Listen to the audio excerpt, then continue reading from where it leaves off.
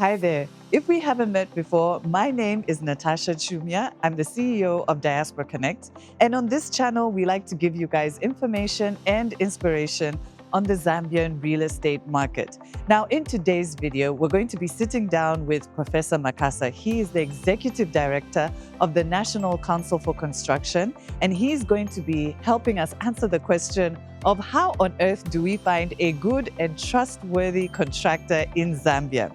Now, if you want to know more about building back home, we have a free guide that we would love to share with you. All you have to do is comment building below this video in the comment section, and we'll send you a link so you can get your free guide. Now, let's head over to our conversation with Professor Makasa. He has got so much gold, you guys. There's so much gold in this video. If you really want to know about what it takes to find a good contractor, then let's go into our conversation. You won't want to miss it. Professor Makasa, thank you so much for coming onto our platform. Thank you for inviting me and according me this chance to actually interact with your viewers. Thanks. So I want to start with the critical question, because this question I get all the time from our friends in the diaspora, which is how does one find a good contractor in Zambia? The best way to find a contractor is, of course, to contact the NCC, that is us. We have a list of registered contractors. Depending on their abilities, we've graded them into their capabilities. From the best and well-resourced international companies who we put in grade 1 to the entry point, those that can only do simple things like digging trenches or uh, plastering some buildings or doing the least type of jobs. Those are in grade 6. In between, we have different sorts of capabilities. From the best, those that can do atomic bomb shelters, international airports, underground metro systems, those are put in grade 1. Then you start coming down to the guy that does the trench, who is in grade 6. Okay, so now I just want to unpack that a little bit, because I know that for our audience, they'll be saying, who is NCC? You said they must get in touch with NCC and that you grade these contractors. So maybe you can tell people, who is NCC and what does it do? NCC is a government institution mandated by Act number 2020, Act number 10 of 2020, to regulate, first of all, to register, regulate, supervise, and do whatever it is that we have to do to control and bring sanity in the construction industry. Yes. So, in doing that, if we find that some of our contractors are lacking in capacity, we have a school within NCC to build their capacity so that they are all performing according to the level they are registered at. Okay. So, guys, I just want to clarify what Prof said. If you're looking for a good contractor, you must come through the NCC office. Not only do they grade them, but they also build capacity in the contractors. Okay, that's great. Now, I want to also talk about your story, Okay. because you were in the diaspora yourself Yes. and you did come back home. So maybe you can speak to some of the challenges you encountered when you came back home and wanting to build. Okay. Um, First of all, you want to contact NCC. You don't have to come from Canada. You don't have to come from Canberra to come to Lusaka to find NCC. If you go to www.ncc.org.zm,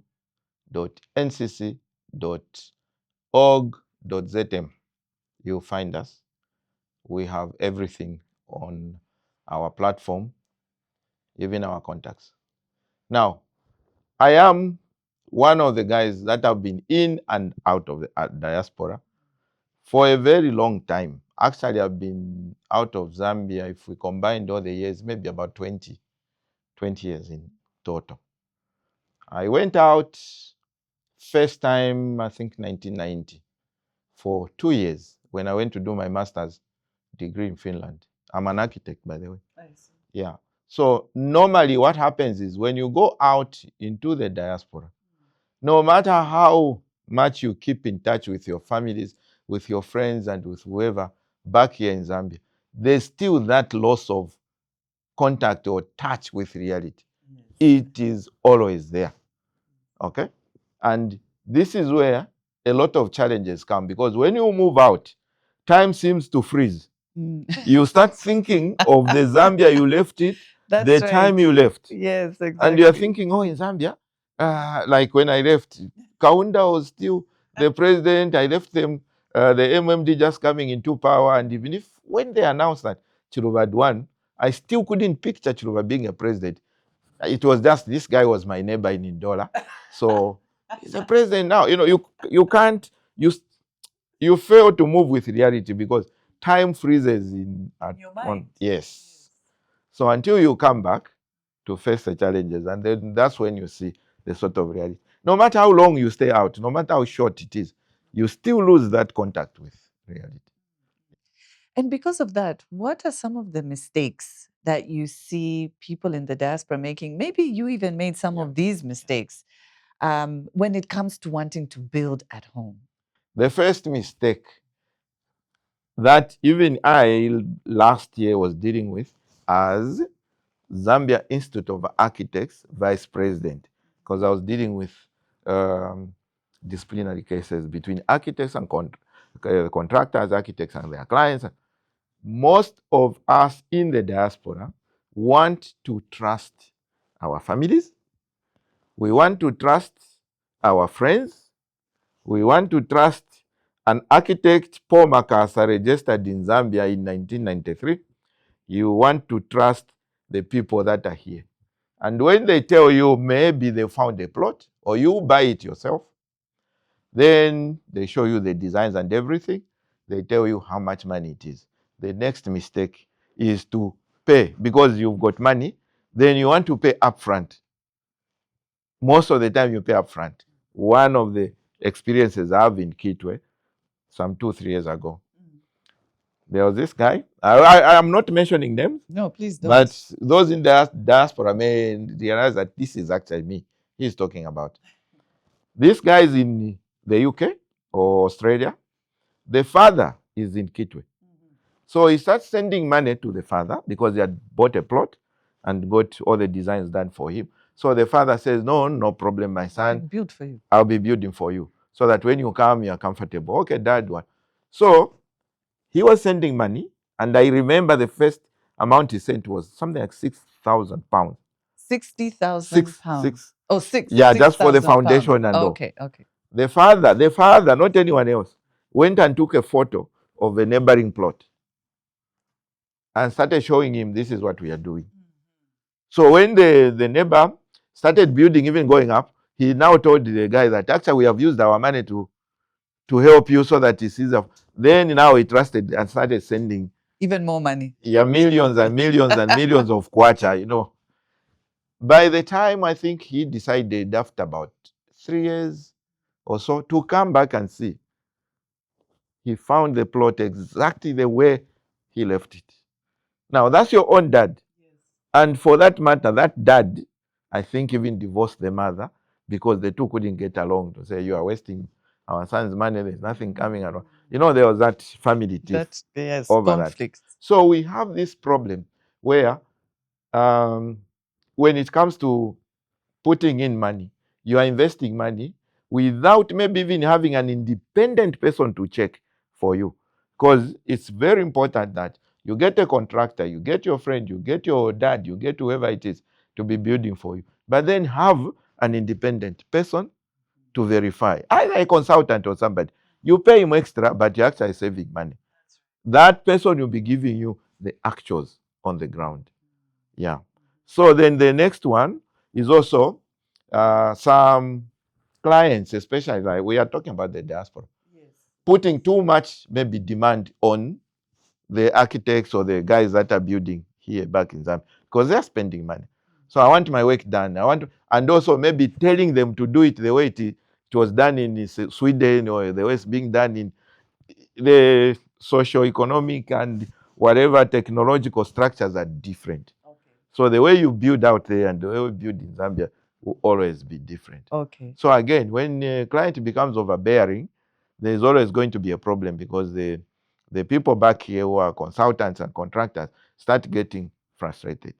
Or they are being told, change this, I want this. No, it's my money. You see, because in architecture, I even used to tell my students, this is a field in which the client who's spending money will always tell you and insist on what you do. If you refuse, they will fire you.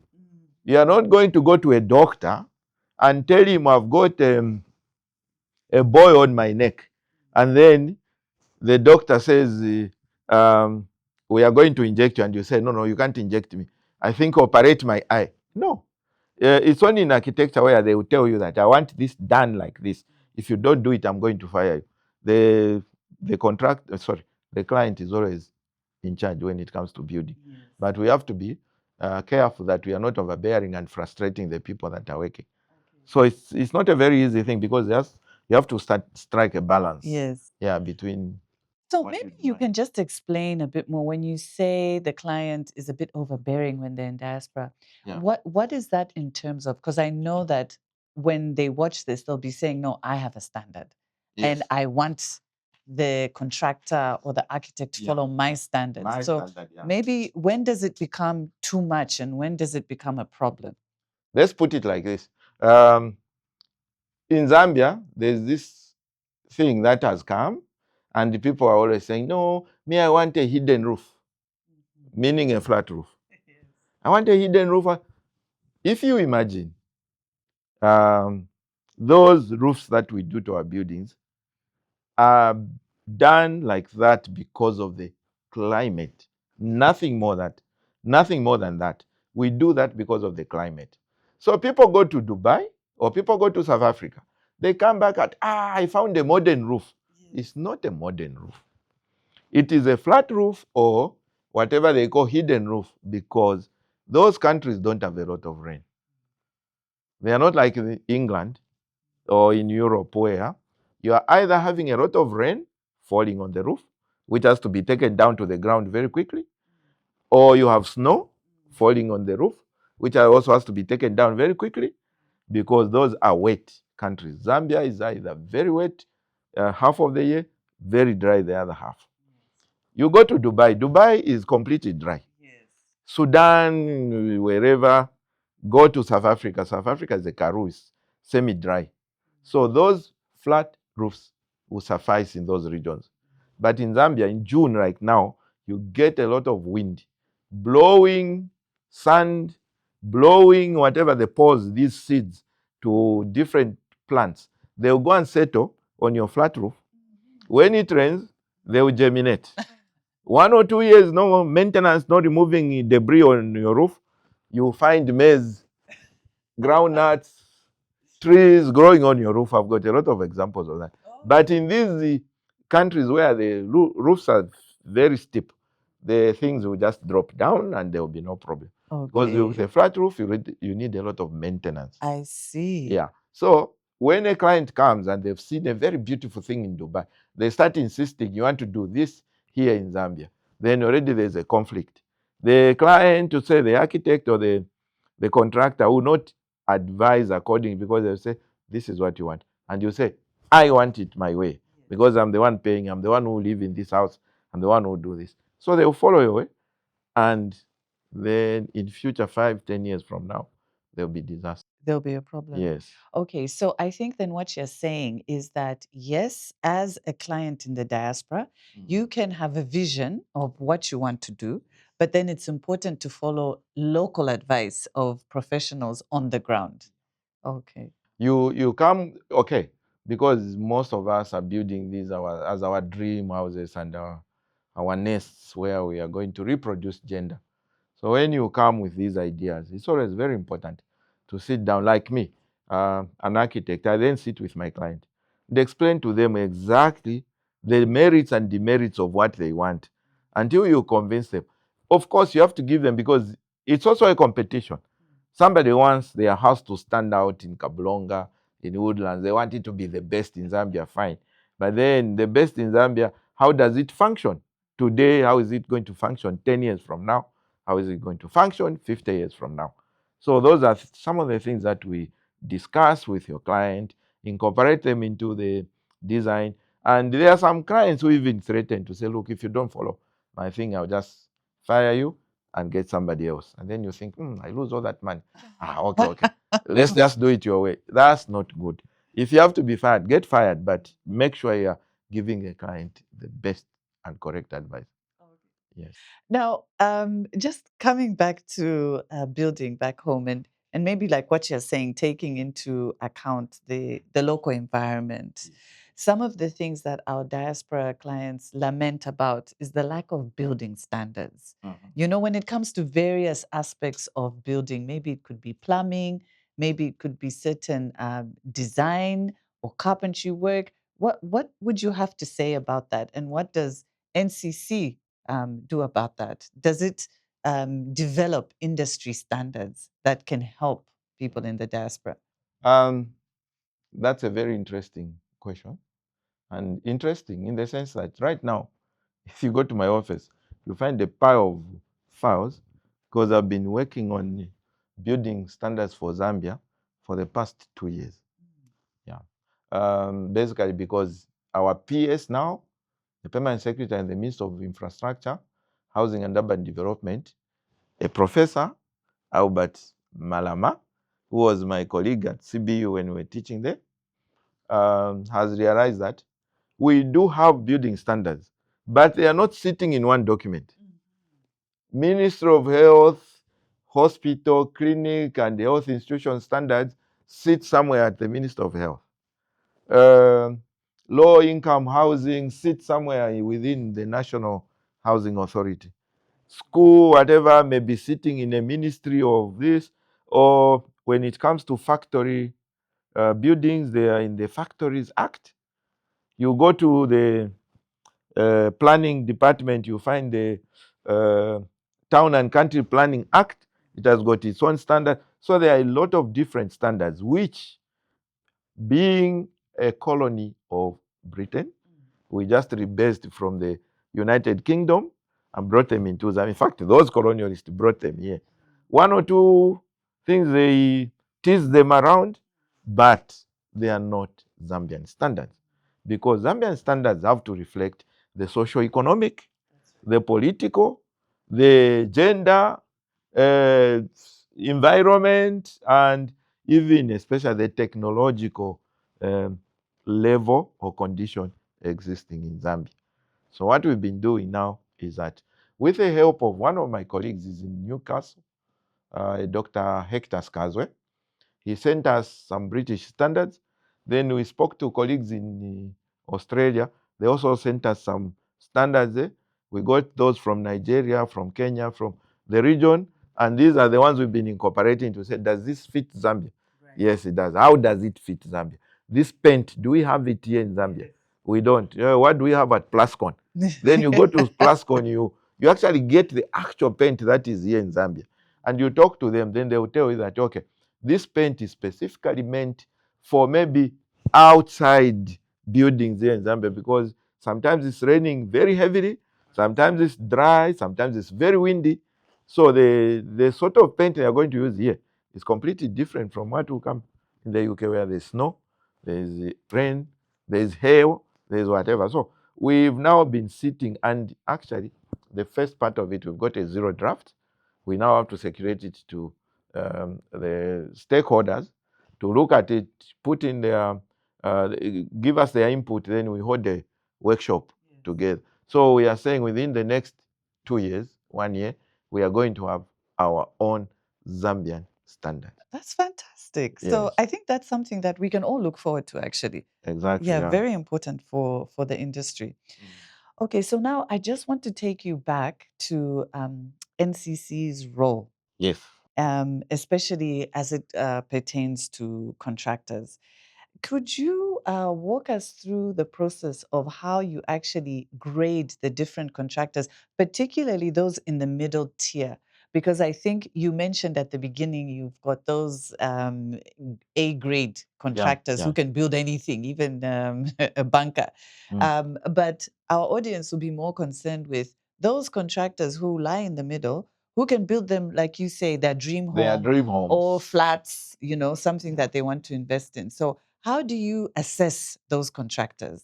So the way we assess them, I'll start from whichever direction. If somebody just walks in from my village in Kasama, he says he wants to go into construction. The only 2 years to use in construction is we call it umpeni, a trowel. That funny thing which they scoop cement with and put the bricks. Or he's only got a level, that spirit level. Or he's only got a shovel. Those are the guys at that low level. We put them in grade 6. Okay. Yes. Now, a Chinese, well resourced, funded by Bank of China and with all the manpower from China, building all these high-speed railways, building all these skyscrapers, whatever, or a British contractor, like we had those days, the big guys, Lewis and the Mindstone and all those guys. Those ones we put in grade 1. And then we start going either down or up. Yes. So if we are starting from grade 6, the lowest guy, maybe with just an axe or a hoe to say, I can do this, fine, you go into grade 6. They register. We even charge them something like 750 kwacha to register with NCC. Okay. We don't ask for much. But as you start going up, now we are saying, you, grade 5, you can't come and tell me I'm only going to dig a pit latrine or build a broken fence or paint this patch. No. You are now getting a level higher. So we expect you to have a bit of expertise in construction. Maybe a craft certificate in bricklaying or a craft certificate in paving, something like that. So those, we look at their qualifications and we put them in grade 5. Okay. Then grade 4, we expect maybe somebody to have at least a foreman who's got a diploma in building construction, or got a diploma in carpentry or bricklaying or whatever, and experience having worked with that, so he brings in whatever. Then we also expect to find a bit of knowledge in money, how do you say, bookkeeping and handling finances and all those things, writing contracts and so that's now grade 5. So we come to grade 4. So in grade 4, we are now expecting somebody who can build a multi-story house, clubhouse, hospital, or things like that, grade 4, grade 3. Okay? But once we go beyond grade 3, we are now come to grade 2. Now we are going to those international airports and hospital, UTH, living one hours and all, with all the equipment. So for somebody who is coming in to have a house built, we look at grade 3 and maybe grade 4. Yes. Those are, we are expecting them to have maybe an architect, an engineer, even if he's not employed by the firm, but they should be associated with one engineer who comes in to look at, because once you start doing columns and floors above, you need to support them with reinforced concrete. You need to drain the system. You start doing air conditioning and services and whatever, this hot water delivery and whatever. Then we expect you to have service engineer, architects, quant surveyor, and all. So it starts with, as the buildings somebody is supposed to handle get complicated, then we get even more expertise we need. And then we also have to look at, are they registered with PACRA, NAPSA, workers' compensation in case of an accident on site and all. So those are the things that we look at. And that's why we were saying, let them contact us, because if they contact us, they tell us what they want to build, then we can say, oh, the most suitable contractor for you is this guy. Because you also don't go with a double-story or three-story building to bring in an international South African company or Australian company or a Chinese company, because their overheads are very high. Yes. Yeah, and they've got a very big plant to handle. So they will charge you according to the overheads that they incur when they are working. Okay. Yeah, so that's how we. That's fantastic. I think that's so valuable, guys, to even know the grade of contractor that you need to be looking out for. Now, one of the things that people complain about, and I don't think it's even a Zambian problem, I think it's a worldwide problem. People always complain about contractors. They complain that maybe they're delayed delivery, over budget, maybe poor quality. So, how does NCC deal with these complaints from the public, which relate to contractors? Because people will always say, "Oh, I can't find a trustworthy contractor." So if a contractor shows himself or herself not to be trustworthy, how does NCC, first of all, can they run to NCC, and how does NCC handle those Handle that. cases? Okay. The most important thing is that you are in the diaspora, like we said. So you make sure that your money lands in safe hands, trustworthy hands. So are you going to use your family, or are you going to use your friend, or are you going to use a registered contractor who you don't know, you've never met, you've never heard of, you just want to pick randomly? Or are you going to ensure that somebody by the side, who is your consultant, is actually looking at your interests and your while you are out there? So it's very, very important that whatever stage you want to do, you want to engage an architect to design your building, there's a standard form of contract in the Zambian Institute of Architects. Very simple thing. Zambian Institute of Architects, contractor, whatever client. So you say, okay, me, you are my client. I signed to say I'll be your architect until this project is whatever. The estimated cost of this is this. And if there is any other thing that needs very serious legal issues, then you consult a lawyer. Normally, it's just a one-page thing to show wherever you go that you at least entered into a contract. If you don't have that one, at least the letter that you wrote to me, engaging me as architect, and my acceptance, because every contract must have an offer and an acceptance. So my acceptance to say I accept to do your job under the following conditions: ZIA, what, ZIA is Zambia Institute of Architects. Conditions, what, at the following price. Okay? At least that should be there. Because you can even come and say, no, we agreed with this Professor Makasa to build me a house for 20 million. I'll say, no, you only gave me 2 million or 2,000. And where is it written that you gave me this money? So you need to have at least some written form of agreement or contract to say this is what we are going to agree. Now, I don't want to despise our contract, but contractors from wherever they are, because they tend to handle a lot of money, you find that even those who are not contractors at heart move into the construction sector because there's a lot of money involved.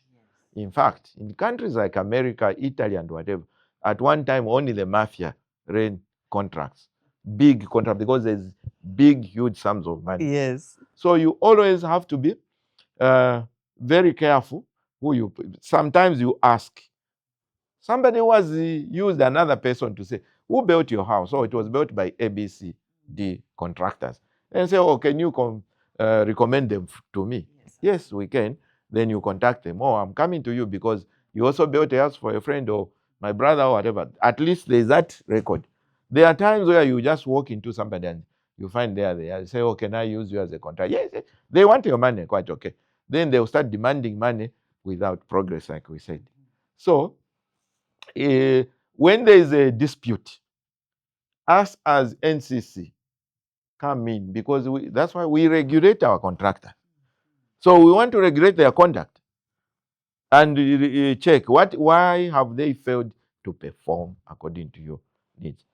We will investigate. We find sometimes it's not always contractors who are wrong. Sometimes the blame is on the drawings that were given.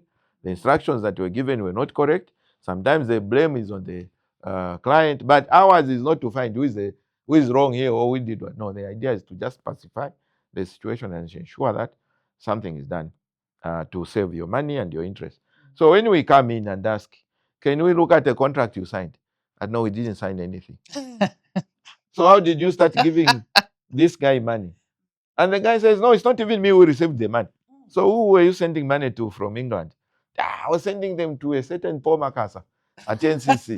But this is not Paul Makasa from NCC. So you find there's this problem. It's convoluted. Yes, that's why it's always important Because when we come in as NCC, we want to ensure that if we find our contractor wanting, we are going to take action on him. But we can only do that if we have, without reasonable doubt, we see that actually, yes, this guy is at fault. He was given money, because you give me a contractor money, he has eaten someone's money in another contract, so he takes your money because you are not in Zambia. He says, before she comes back, I will have recouped that money. They start building for the other guy who is at home, and they see, we are building for you. You see, we are using our own money. Okay, just go ahead. Then that guy doesn't even pay them. So your job suffers. So this is where we come in as NCC. We look at the contracts that you signed, and then if it is our contractor, we have a lot of punitive measures. Yeah, we can reprimand them. We can insist that they pay back either the money, or they carry out remedial works to ensure that it's done. There are times where we even move in and tell you that, okay, we are going to move in and help you with the supervision of the works. Yeah, to ensure that nobody suffers. Yeah. Now, I was thinking of that situation with the client who was sending money to the father. Yes. So there's The father sending, Yes. So there's no there's no recourse in that Yes. situation. So how do There's we nothing how you do can we do. come in? You are working in the UK, in the embassy, or you are some UN, whatever, and they are sending money to say your husband here in Zambia, and he's drinking it up. Then now it comes to a situation where NCC come in and help me. So we come in and, okay, ask, what is the problem? You just tell us, this is my wife, what's your problem? Can you get lost? And of course we'll get lost. So if you see, it's this relationship. That's why if there is anything written, even if it's your relative or your husband or your close friend, as long as there's something written and was signed on plot, whatever, we walk there, we find nothing has been done, then we know our contractor has a case to answer. If it is serious, we may even deregister him and never allow him to operate anywhere within the boundaries of Zambia. Oh, wow. Yeah. Okay. That's So you have a lot of remedial thing to take. Now, as we are wrapping up, Prof, Yes. I want to ask you this question because you have been in the diaspora, you've come back, so you understand the mindset of our friends in the diaspora. When you say things like engage an independent consultant to be monitoring the contractor and your project, what often happens is a relative will step in and say, no, why do you need to pay Professor Makasa to be your project manager? I can do it. I can do it. So, and then all sorts of problems start. So, why do you think so many people in the diaspora are so eager to rely on relatives and friends for something as important as property and construction? What is it? First of all, it's a question of trust. You would want, like, I don't know, Zambians, we just have a different mindset. You would want, you look at our colleagues, let's start with Indians. Indians are given money to even run a shop on behalf of another Indian. They would do it diligently until such a time that this guy would just say, okay, Mwana, for the past 20 years you've been helping me with this shop. I now give you this shop, take it. In Zambia, even when we are here, buy, maybe our colleagues, the Tongas are okay, but in Kasama, buy 10 heads of cattle and give your brothers there in the rural areas in Kasama. Go there after 1 year and ask for your cattle. Oh, God. There will be nothing. Yeah. Sold. The other one was sick.